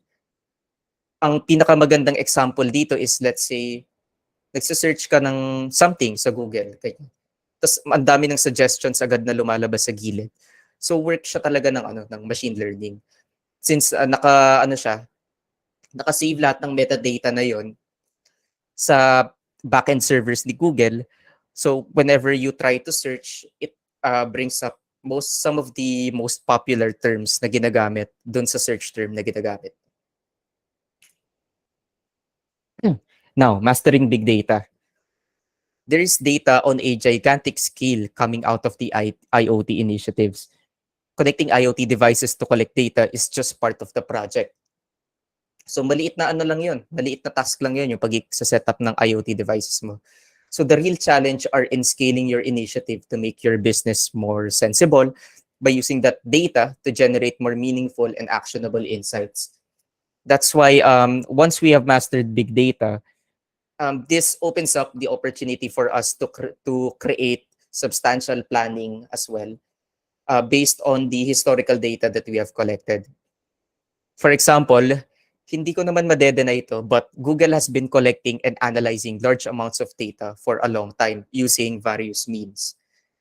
So it can be what I mentioned before, it can be search metadata, pwede din siyang web crawling for a better purpose. So some of you might disagree on me on this, pero the moment kasi na you step into the world of the internet and nakapag-post ka na ng content na ikaw rin naman willingly na i-provide or i-post sa mga social media accounts natin, automatically you're providing your own information for public access. Pero some of these platforms that we are using, na-mention ko na ito kanina, yung data privacy policy regulations, naka-implement naman siya. So then again, hindi natin kailangan masyadong mag-panic na baka merong pwedeng mag-take over, but we have to be fully aware of the risk na nagpo-provide tayo ng information all throughout the internet. Again, it allows us to bring fresh solutions rather to difficult problems by leveraging our steps or strengths in machine learning and AI to ensure success. So it really takes a long time to master big data. Now, it's a steep learning curve to master AI. Pero this enables us for supercharged innovation. How would you use machine learning on your IoT data to provide and answer complex problems? So would you rather invest in developing more use for your data to deliver better functionalities for your customers, or mag-i-invest ka lang ng resources in developing AI capabilities? So sa mga next slide natin, ito yung mga other examples for the usage of AI. So eto, IoT initiatives can reduce parking and traffic congestion. So data routed wirelessly to cloud-based platform and aggregated with other sensors. So I'm not sure if some of the SM parking lots meron na rin gantong type of technology. Pero there are madalas meron ng mga sensors sa mga parking spaces para mag-collect ng data kung ano ba yung pinaka time na maraming nagpa-park at this instance, ganyan. Syempre, yung volume of ng mga nagpa-park sa isang parking lot, this opens us up with calculating ano yung magiging income for that specific business. So parking and traffic congestions are sources of frustration din madalas for drivers, merchants, and also tayong mga commuters in most of the cities, not just in the Philippines and also around the world. So in the age of smart and Internet of Things, it's easy to see why smart parking solutions are also considered as innovative. So yun, we have sensors determining the parking space, whether it's occupied or available. This data is then routed wirelessly to your cloud-based smart parking platform and then aggregated with other data from other sensors to create a real-time parking map. That is not where the real innovation lies. IoT innovation is not in the solution, but in what it allows the organization to become. So it becomes to be agile, intelligent, and also adaptive. So real problems, real opportunities, real innovations, and also real ROI, real return on investment. So it can be some of the nagbe-brainstorm lang ako ngayon eh. Pwede siyang maging meter time extension. What if yung smart parking solutions mo configured na i-notify yung driver na yung parking meter mo mag-expire soon, di ba? At least, yun, it helps the driver be aware kung matatapos na ba yung parking time niya. Real time na i-update siya through the application na pwede mong i-develop.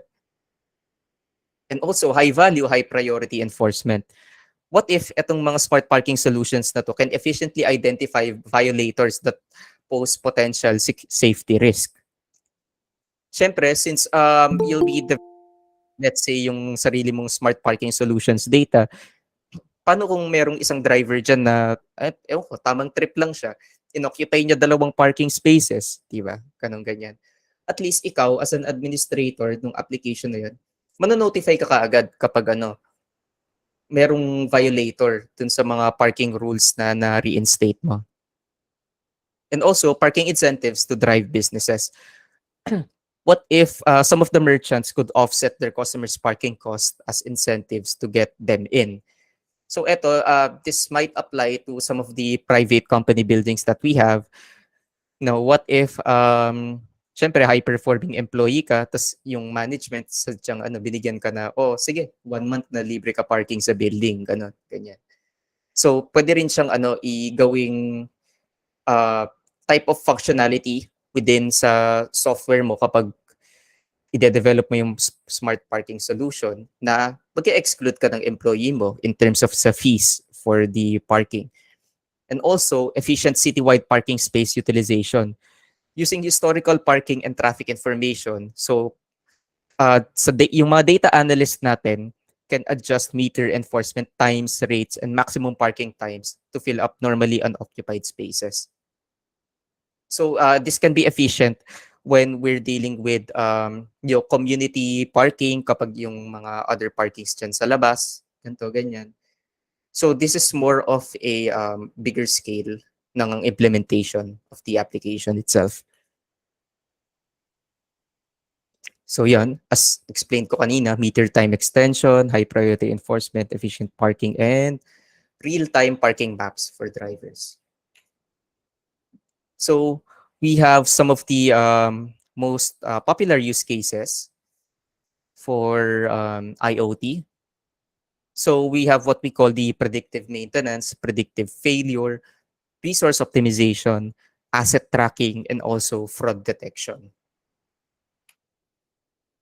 So we'll be going on to the next slide. So here, so in terms of the verticals that we have on the slide, we have manufacturing. So this is actually an overall process optimization by real-time monitoring. Pwede din siyang reduce downtime ng predictive maintenance, and also customer quoting. AI, or rather IoT initiatives can help providing computations for quotes or molding companies to monitor and optimize most of their assets. Now, in terms of utilities, so this can be oil and gas, or rather other utilities. This can be energy or electricity. So madalas pay electricity makita natin sa Meralco, ganun. We'd have real-time energy usage, either within your home or within your entire neighborhood. May nag-raise ng hand? Sure. Sure. Do you have any questions?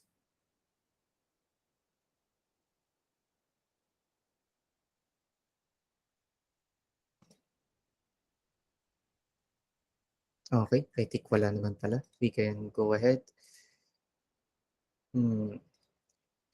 Okay, so in terms of utilities, the use of IoT initiatives can, can provide us with energy demand forecasting and also customer quoting, so that we'd have a small general idea on magkano na yung magiging cost natin when it comes to our electric consumption.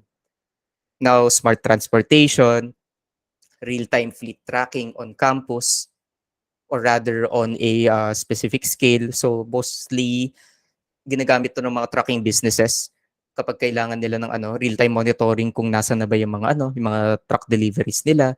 May estimate din yung time of arrival para ma-recompute ano yung magiging efficiency ng business. We have oil and gas, predictive maintenance of resources and machineries on production sites. Ngayon, may times kasi na sa mga gantong line of work, they have to measure some of the temperatures and also the pressure ng mga ng mga machines nila para ma-recalculate yung mga safety risk when it comes to the workplace. And also for healthcare, we have asset tracking, wheelchairs, bed tracking, and also yung tracking ng conditions or status ng patients. And for retail, we have inventory and RFID processing. So yeah, that's all. Reduce downtime with predictive maintenance, overall processing. Supply chain optimization is actually good in terms of manufacturing. So yun yung isa sa mga benefit with using the IoT initiatives for some of the business.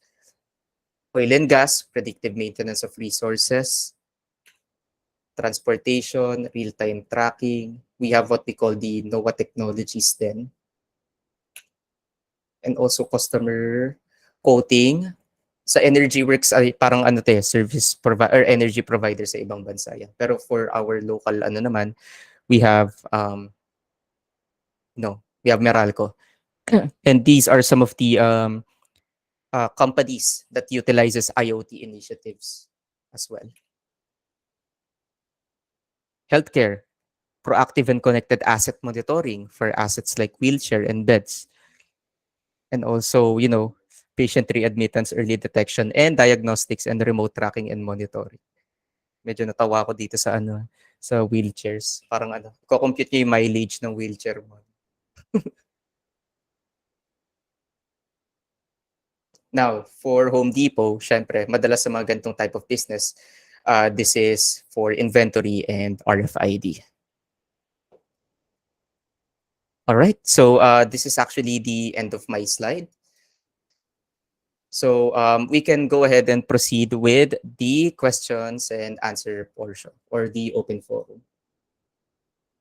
Hello, Daniel, Leanne. Hello, sir. Ayun, okay, we Okay. can then proceed with the open forum. Okay, sir. Thank you very much, Mr. Diego Sanchez, for a timely and informative presentation. At this juncture, we may now proceed with our synthesis and open forum section. So if you have any questions or queries about the topic matter, please comment your questions on our Q&A tab, and Mr. Diego Sanchez will answer your questions.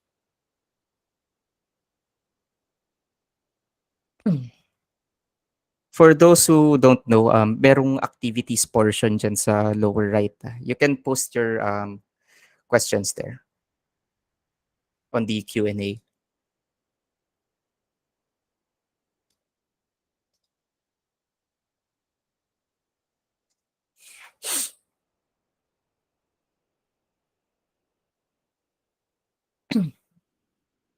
Okay, to what extent is it reasonable to rely on a third-party provider's security measures? How can we determine the level of their security reliably? All right, ang question ni kay Angela Luis. This is actually a good question kasi I'll give a few examples. I've been used to working with Google Workspace and also with Google Cloud Platform. So para sa akin, how I gauge their level of security depends on the type of authorization that they have implemented within their services. So mag-share lang ako ng onting complexity in regards to this. Google actually uses what we call the OAuth verification. So karamihan ng mga logins na ginagamit ni Google runs through the OAuth authorization process.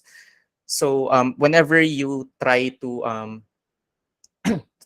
let's say log in to one of their services, mapapansin nyo na parang nire-require kayong the usual, mag-enter kayo ng email address nyo, password, yada yada, ganto, ganyan. Pero once na i-integrate mo kasi yung account mo to other cloud services, kapag chinose mo yung login with Google, mapapansin nyo na laging merong consent na pinaprompt si Google na na ikaw i-allow mo ba talaga yung yung access sa account mo for this type of application, ganto, ganyan. So yun yung isa sa mga processes na na tinitignan ko whenever we try or decide to gauge yung security measures ng ng isang cloud service provider. And it doesn't just end there. yung infrastructure din kasi ng Google Drive or yung mga yung mga data servers ni Google, laging encrypted ang data nila.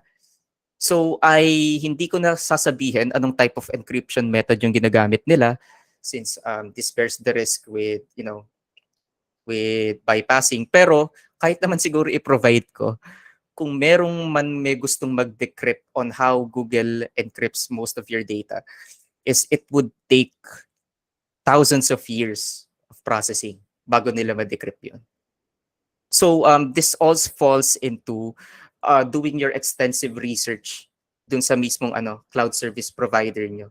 Usually kapag nag-try naman tayong mag-research dun sa sa certain platform na papasukin natin, they have what we call yung mga security levels na naka-implement sa sa mismong service nila.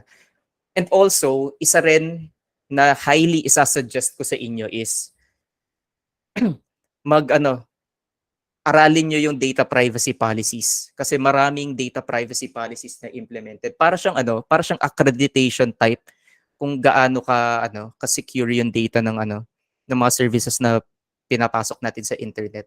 And madalas mahahanap natin yun sa mga sa mga terms of use or terms of service ng isang cloud service provider, kung anong type of data privacy policy regulations yung currently naka-implement or accredited dun sa service nila. Siguro yun na lang yung pinaka-best way na masasuggest ko para mag-gauge natin yung security measures ng isang third-party provider.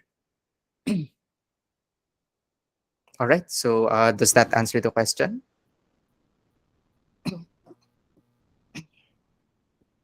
I think I can actually mark this as answered already. Now, for Brian, is cloud computing sustainable? I mean, does it affect our environment at some point? Ay hindi ko na siya i-deny. Yes, cloud computing does affect our environment as well. Pero for me, medyo opinionated kasi itong question na to eh. Dahil cloud computing is much more better than creating your own on-premise na na infrastructure. Bakit? Kasi kapag lahat ng businesses nagkaroon ng on-premise setup, edi syempre, these devices generate heat, which in turn, naka-affect siya sa environment. Global warming, ganito, ganyan. And also, it generates a lot of e-waste. And aaminin naman natin, hindi lahat ng mga enterprise or kahit tayo mga users, hindi naman tayo lahat fully informed on how we can properly dispose some of the e-waste na meron tayo. Madalas nga nangyayari dyan, yung mga lumang cellphone natin, tinatapon lang natin sa basurahan, di ba? Hindi siya hindi actually magandang process yun. Pero if we'll be, kapag imomonopolize natin yung usage ng cloud computing and will rely on some of the service, or rather dun sa mga service providers na meron tayo, at least sila, they're all well informed on how they can further recycle or manage some of the e-waste that we have. And also, malilesen din yung effect nito sa environment, since it will generate less heat dun sa environment natin. So ibabato ko lang rin tong certain topic na to is when it comes to to NFTs, hindi ako fan ng NFT, yung mga Bitcoin na yan at saka kasi this promotes a lot of or rather this affects our environment as well. Dahil since some of us create mining setups or isang buong building or establishment na puro pang mining yung ginagamit natin, sobrang init nun. So talagang highly nakaka-affect siya sa natin, sa environment natin, kung sandamakmak na pang NFTs or mining setups yung nag-exist. Okay, so is that all good? Okay na ba yung ganong question? Or rather your answer?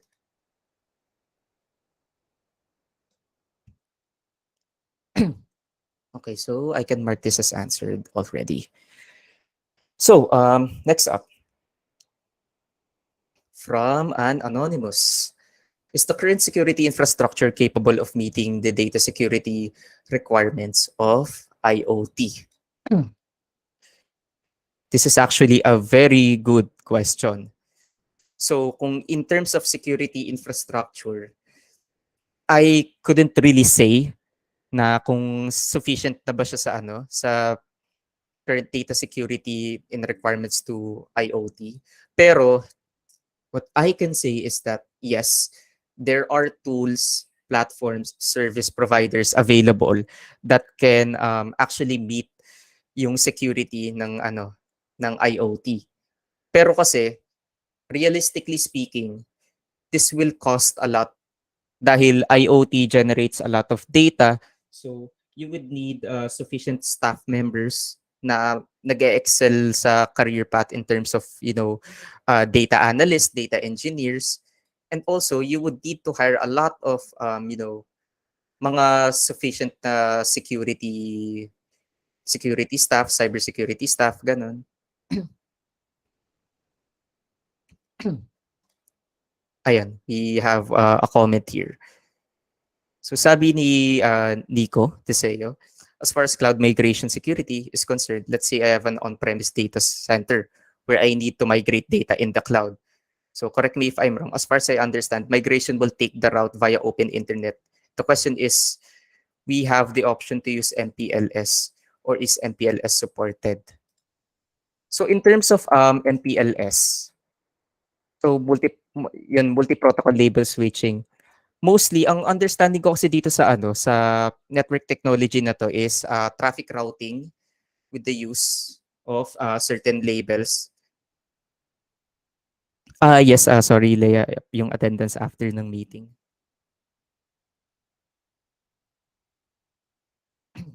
Okay, so as far as I know, hindi siya gumagamit ng MPLS. It actually uses a different internet protocol when we're trying to migrate through the cloud. Pero yung internet protocol kasi niya is all based sa HTTPS. Pero may mga ibang setups kasi minsan na depending on the platform that you are using, that would require you to create your own VPN gateway para ma-further secure natin yung traversal ng data mo from local to the cloud. So if yun yung question mo, Nico. So yun nga, this actually answers as well dun sa current security infrastructure if we'll be able to meet the requirements of IoT. So I would say yes, as long as you have the sufficient staff trained to set up your own environment. Yes, we have all of the protocols, the services, the tools that we need para ma-ensure natin yung security natin for IoT.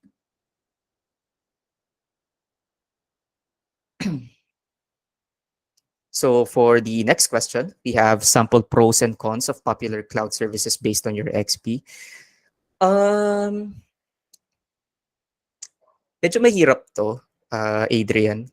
Kasi ako kasi sanay lang ako sa Google Cloud environment. Pero kung enough na i-answer mo yung answer ko na na within sa Google Cloud platform lang yung pinaka-current expertise ko, I can give you a sample pros and cons with using that service. Pero kung comparative results yung kailangan mo, I'm afraid I cannot answer that since I'm no expert with using Amazon Web Services. So some of the pros na nakita ko din when it comes to using Google Cloud services is yun nga, one is yung collaborative tools na na naka-implement sa kanila for their SaaS softwares.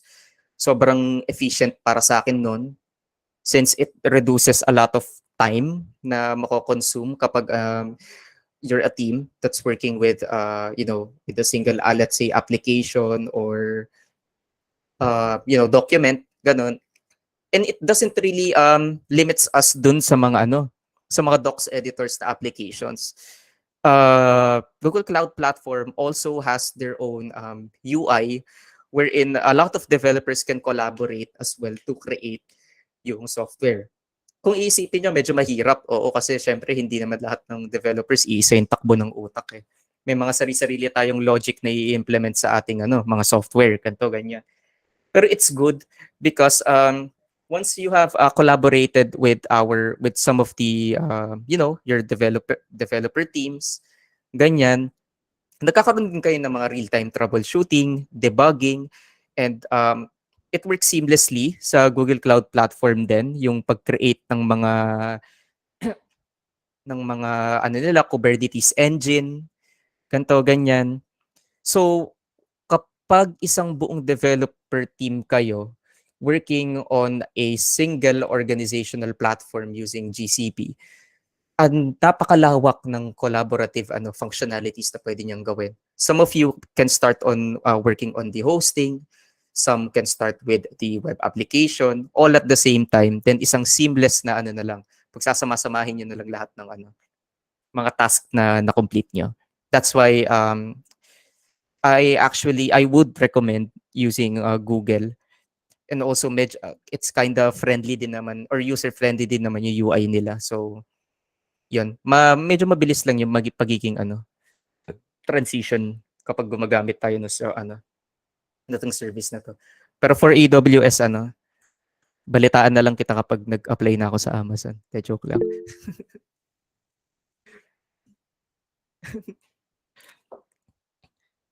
Okay, so another question from an anonymous. How does IoT influence the development of smart cities? Nako, ang dami kong mapo-provide na sample dyan. Pero ano lang naman to, more of brainstorming lang.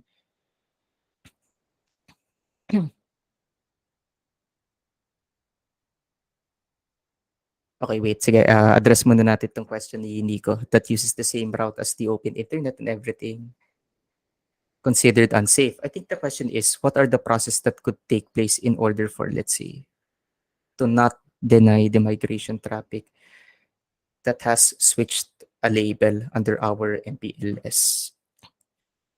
Okay, so kung yung process na gusto mong malaman, Nico, one thing na ano ko, na handle ko na is within Google Cloud Platform, we have what we call the Google Cloud Virtualized Private Network. Which is na-mention ko din siya before. So bibigyan lang kita ng brief example on how kung paano siya nagiging setup. So just like the usual VPN setup that we have, every time na na we have our own local IP address, di ba? Sa mga bahay natin or sa company, sa building, ganto ganyan, lagi siyang may equivalent na public address. So if we'll be configuring the Google Cloud Virtualized Private Network, let's say sa GCP, all you need to do is kailangan mo lang i-indicate kung saan yung source na na IP address. So you'll be using your own public IP address doon. Then si Google Virtualized Private Network, siya na yung sa setup ng route directly doon sa end user net or sa end network mo going into their cloud servers. Ngayon, what I cannot answer is anong type of protocol yung ginagamit nila for ensuring security. Pero sobrang enclosed kasi ng route ng data na yon. So whether or not magkaroon ng MPLS protocol na nangyari in between, as long as na-set up na yung kung anong address yung meron dun sa sa pinaka local network mo, hindi na mapuputol yung connection nyo dun. And it's almost impossible to bypass yung security ng Google Cloud Virtualized Network.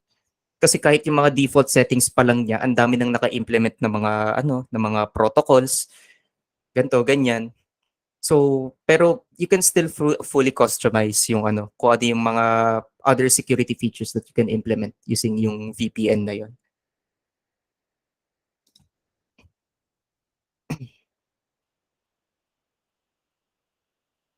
Okay, so let's go back to the other question. How does IoT influence the development of smart cities? So it's not just yung kaninang inelaborate ko na smart parking. For other cities, what if let's say they have implemented devices or rather cameras that can further monitor the congestion of certain people or populace sa isang community, sa isang lugar. Let's say capable siya i-count lahat ng mga lahat ng number of na tao na dumadaan, let's say sa palengke. Ganon, ganyan. So it seems simple enough na ano na magi-gauge natin yung basta dun sa number of people.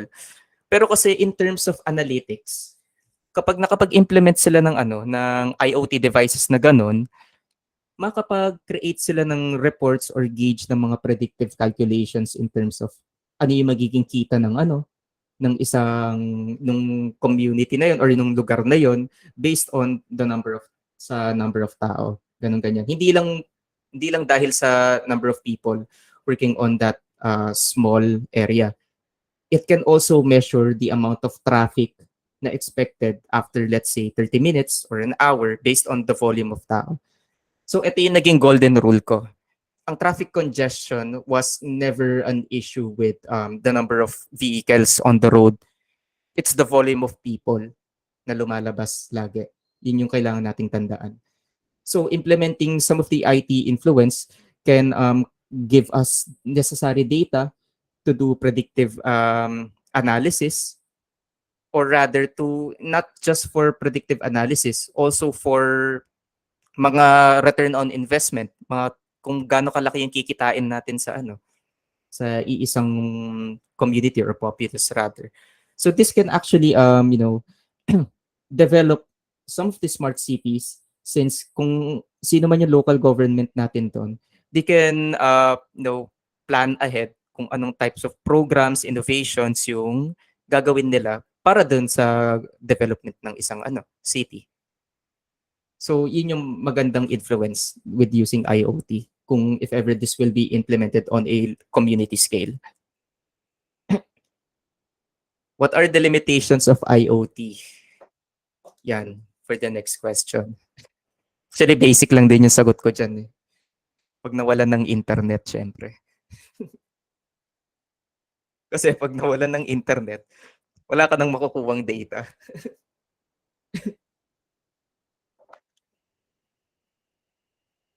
Diba? Yun yung mahirap sa IoT. Kailangan ng internet. Sobrang reliant niya sa internet. Pero kasi yun nga, di nyo na need maging fully aware dyan. Kasi, since na-mention ko nga before na yung internet, nagiging utility na rin siya sa atin eh. So marami rin namang mga services or sectors na na kumbaga ine-ensure na we always have access to the internet. Kahit nga si Elon Musk, 'di ba? Yung ano nga ba yung in-implement niyang program, yung satellite thingy na kayang Yun, yung Starlink, 'di ba? Ang daming taong naglo-look forward dyan sa Starlink kasi talagang anytime anywhere talagang may access na tayo sa internet. So that actually, medyo na-excite ako siya slight dahil it opens up the possibility na magkakaroon na rin ng realization some of the people sa atin na baka maganda na yung implementation ng IoT, since magiging 100% na yung reliability natin when it comes to internet access. So yan. Low ping sa games. Yes. Exactly.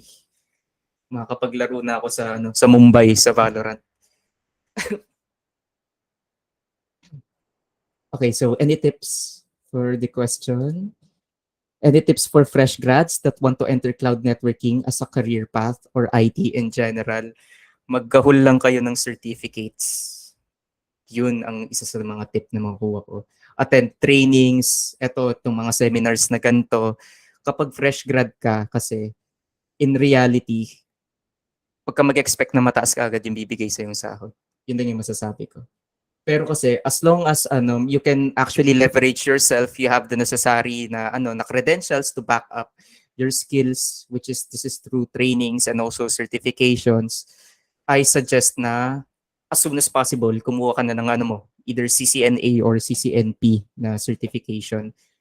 And for others na kung kung hindi naman networking yung gusto nyong maging career path, we have a lot of certifications rin naman na pwedeng i-take, such as yung on a management side, I think nga ba yung mga madalas na na management na certifications na meron sila? Agile, yon, at saka Scrum, yun yung mga coding nyo.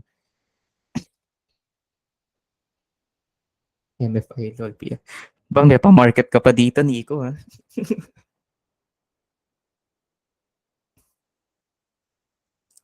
All right, so let's go ahead and proceed with the next questions.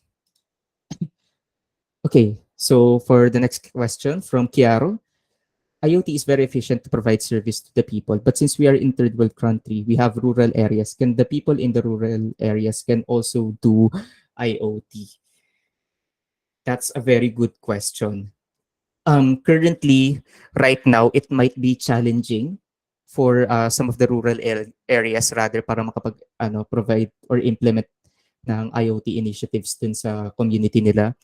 Pero yun nga, tulad ng napag-usapan natin kanina, yung Starlink na satellite na ire-release ni Elon Musk, I think that also opens up the possibility na pwede na makapag set up ng IoT initiatives even for rural areas. Since it doesn't really limits us sa mga commercial areas yung access ng satellite, since signal based to, even sa rural areas kaya niyang maabot.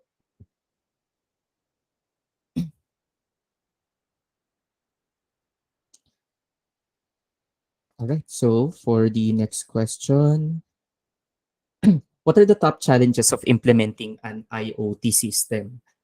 So, ito yung mga top challenges din na ako personally na encounter ko since dito sa apartment ko, nag-implement na rin kasi ako ng smart devices eh. It's prone to bugs. For sure, yun yung masasabi ko. May mga times na siya, automatically na disconnect siya sa current sa network ko. Why? Kasi ang apartment ko is malapit sa airport. So kapag malapit siya sa airport, ang nangyayari kasi every time na may dumadaan na eroplano, parang may EMP blast, na-disconnect, nawawalan talaga ako ng signal kahit saan. Ganon, ganyan. So, yun, isa rin yun sa mga challenges kapag mag-implement ka ng IoT system is we have to be aware kung anong type of activity or mga environmental concerns na pwedeng makapag-disrupt sa mga signal since karamihan ng mga devices na to nagre-rely nga sa yun nga, sa Wi-Fi signal, ganto ganyan. Pero since technology is continuously evolving naman, I think merong mga ibang or karamihan ng mga modern routers kasi ngayon meron ng 5G signal eh. Ayun, mas matibay yung yung type of Wi-Fi signal ngayon eh. Hindi siya nadi-disrupt ng yun, tulad ng issue ko ngayon sa sa pag every time dumadaan yung eroplano, merong signal blockers na nangyayari. Pero if not, nakadepende rin siya sa current sa current structural setup mo. Kasi concrete materials, malakas siyang mag-block ng ng signal. So pwede siyang pwede niyang i-disrupt within sa loob ng ng isang room na kapag merong mga external signals na pwedeng makapag-disrupt sa sa signal mo sa loob ng room, ganun ganyan, hindi siya maapektuhan. Ganun ganyan. So siguro sa mga ganyan type of setup, madalas meron tayong specified engineers na na they're fully aware sa mga structural setups na kailangan para seamless yung broadcast ng any type of network signals that you have. So yun yung mga nakikita kong isa sa top challenges kapag mag-i-implement ka ng IoT system. And also, i-bring up ko lang yung mga na-discuss ko din before that IoT systems generate a lot of data and mastering big data takes a lot of time. So, isa rin yun sa mga top challenges that we have when we'll be implementing IoT systems.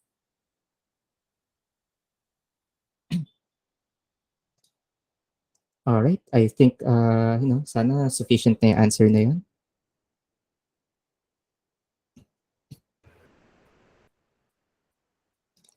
Okay po sir, thank you po. I think that is all for our open forum section. Alright. Thank you, Mr. Diego Sanchez, for answering all our questions and queries. And thank you, everyone, for giving your time and effort to ask questions towards our topic for today. So we may now proceed for the awarding of the certificate. So this certificate of appreciation is given to Mr. Diego Sanchez for imparting his valuable insights, expertise as an expert speaker in the webinar session entitled The Future of Computing and Exploration of Cloud Computing, cloud migration, and growth of IoT network, organized by Code Ninja on November 14, 2022 via Google Meet platform and given this 14th day of November 2022 at the Technological University of the Philippines in Manila, signed by Professor Francis A. Alfaro. So may we request Mr. Diego Sanchez, our beloved professors, organizers, and also to our attendees to kindly open our cameras or kindly open your cameras for our photo opportunity. Camera on, guys. Let's go.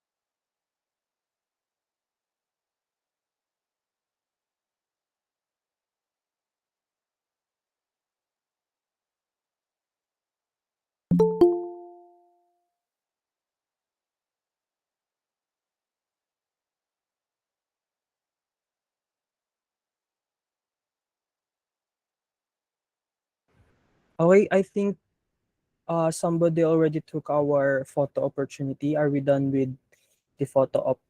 Po?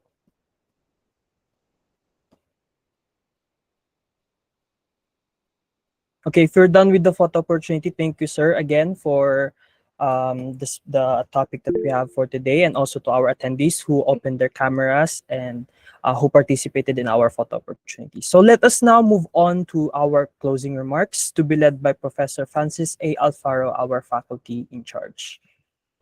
Yes, hello, good afternoon. First and foremost, I would like to extend our appreciation to our speaker, Diego Sanchez. No? Parang familiar sa akin yung pangalan, parang pangalan ng UFC.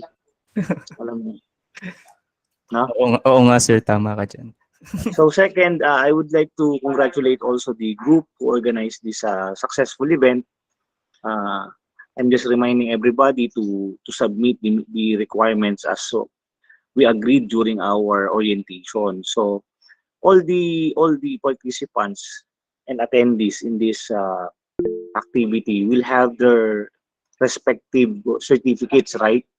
And also, Sir Diego, the plaque will be sent to you by one of the representatives of the group, not only a paper, because we agreed that the speaker will be given a plaque of appreciation or recognition.